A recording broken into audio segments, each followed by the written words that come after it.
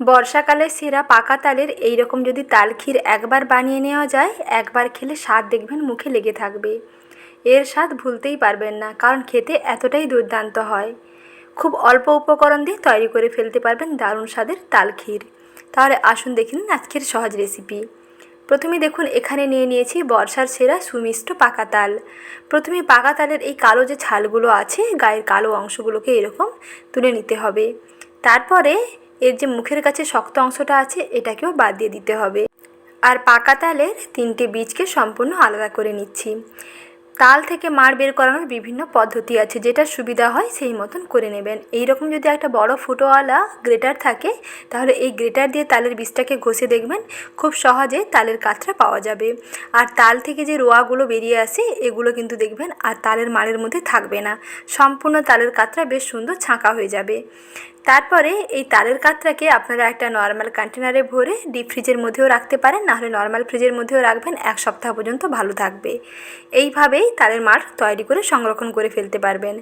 আর যদি বেশি দিনের জন্য সংরক্ষণ করতে চান, তাহলে এইরকম তালের মাড়কে 2 থেকে 3 মিনিট সময় নিয়ে একটু ফুটিয়ে নেবেন। একটু জাল দিয়ে এইরকম ঘন করে নিলে এই সুমিষ্ট পাকা তালের কাত আপনারা অনেক দিন পর্যন্ত নর্মাল ফ্রিজে রেখে সংরক্ষণ করতে পারবেন। যখনই কোনো কিছু পিঠে বানাতে ইচ্ছে করবে, সহজেই তৈরি করে ফেলতে পারবেন এইরকম তালের মাড় দিয়ে দারুণ স্বাদের পিঠে। তালের পিঠে খেতে কম বেশি আমরা সবাই কিন্তু ভালোবাসি। আর তাল দিয়ে বিভিন্ন ধরনের পিঠে রেসিপি আমার চ্যানেলে দেওয়া আছে, পারলে ওখান থেকে দেখে নেবেন। এখানে ঠান্ডা করে নেওয়া তালের মাড় দিয়ে দিলাম একটা কড়াইতে। তারপরে দিচ্ছি বেশ খানিকটা নারকেল কোড়া, আর দিচ্ছি চিনি।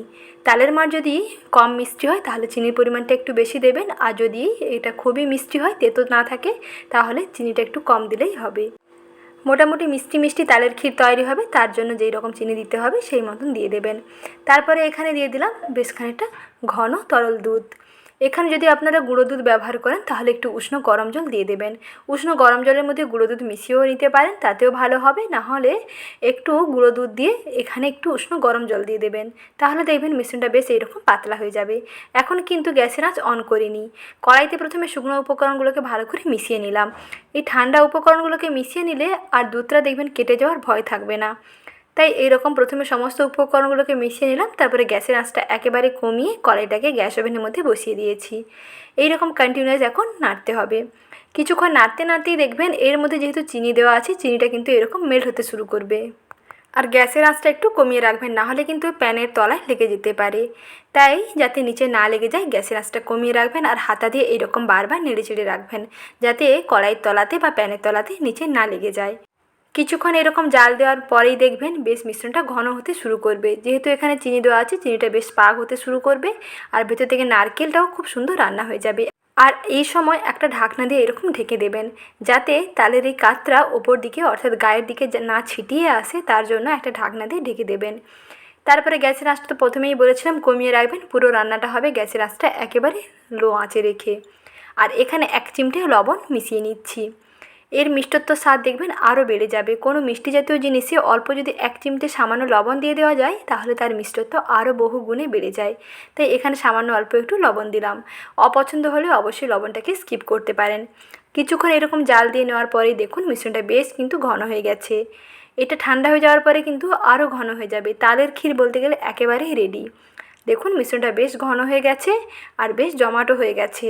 চিনির পাকটা বেশ সুন্দরভাবে হয়ে গেছে, মিশ্রণটা বেশ আঠালো হয়ে এসেছে, অনেকটা জমাট হয়ে গেছে। এটা ঠান্ডা হয়ে যাওয়ার পরে আরও একটু জমাট হয়ে যাবে। তালের ক্ষীর একেবারেই রেডি। এই পর্যায়ে আমি একটি প্লেটে নামিয়ে নিচ্ছি।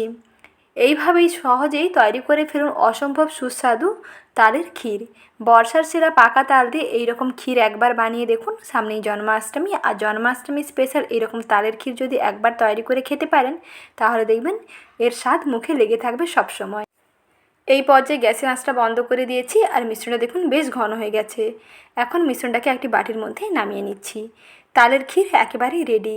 পরিবেশন করে নেওয়ার জন্য তালের ক্ষীরের মধ্যে দিয়ে দিতে হবে অল্প একটু নারকেল কোড়া, আর দেব অল্প একটু কিশমিশ। কিশমিশগুলোকে ছোটো ছোটো টুকরো করে কেটে নিয়েছি, আর এর মধ্যে দিচ্ছি ফ্রেশ নারকেল কোড়া। দেখতে দেখুন বন্ধুরা কতটা সুন্দর হয়েছে। তালের ক্ষীর অসম্ভব সুস্বাদু হয়। এইভাবে একবার বানিয়ে দেখুন, খেতে দেখবেন দারুণ লাগবে। আর আজকের সহজ এবং লোভনীয় রেসিপিটি ভালো লেগে থাকলে ভিডিওটিতে প্লিজ একটি লাইক করে দেওয়ার অনুরোধ থাকলো। আর বর্ষার সেরা এই সুমিষ্ট পাকা তালের বিভিন্ন ধরনের পিঠে রেসিপি অলরেডি আমার চ্যানেলে দেওয়া আছে, ওখান থেকে দেখে নেবেন, অনেক ভালো লাগবে। অনেক মজার মজার ভিন্ন ভিন্ন ধরনের পিঠে রেসিপি শেয়ার করা আছে।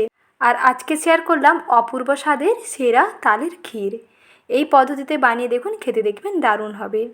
আজ এখানেই বিদায় নিচ্ছি, আবারও শীঘ্রই হাজির হব নতুন রেসিপি নিয়ে। পরবর্তী রেসিপি দেখার আমন্ত্রণ থাকলো। ভালো থাকবেন, ধন্যবাদ।